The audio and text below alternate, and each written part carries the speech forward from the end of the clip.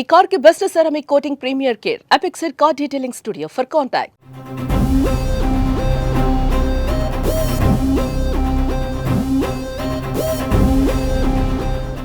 కొత్తగా ఎంపికైన civil APSP కానిస్టేబుల్స్కు AP ప్రభుత్వం అదిరిపోయే గుడ్ న్యూస్ చెప్పింది.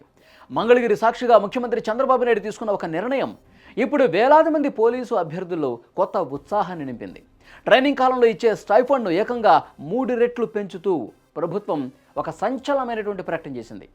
అసలు విషయం ఏంటంటే, నిన్న మంగళగిరిలోని 6వ బెటాలియన్ గ్రౌండ్లో కొత్తగా ఎంపికైన 5,757 మంది కానిస్టేబుల్స్కు నియామక పత్రాలు అందించే సభ జరిగింది.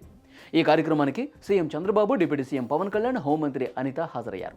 అయితే సాధారణంగా ట్రైనింగ్ పీరియడ్లో కానిస్టేబుల్స్కు ప్రభుత్వం ఇచ్చే స్టైఫండ్ కేవలం 4,500 రూపాయలు మాత్రమే.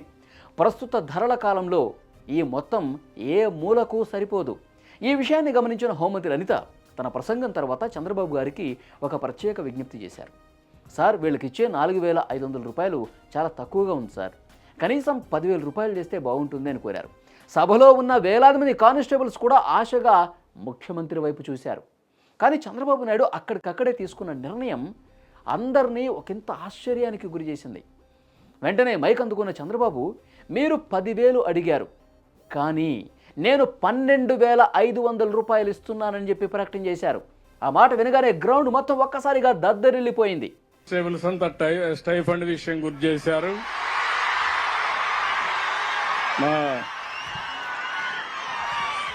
మీకు 4,500, దీన్ని 12,000 చేస్తున్నానని చెప్పి మీ అందరికీ హామీ ఇస్తున్నా. మీ ఆనందం చూసిన తర్వాత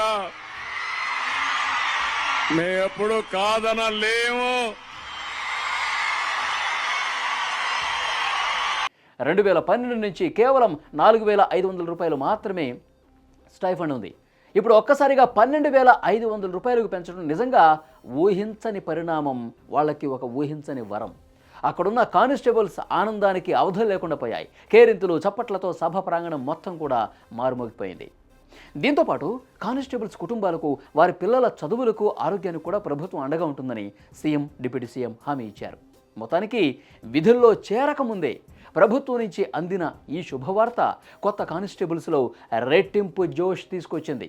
ఇకపై మరింత బాధ్యతగా పనిచేయటానికి ఈ పెంపు ఒక ప్రోత్సాహకంగా మారుతుంది అనటంలో ఏమాత్రం సందేహం లేదు.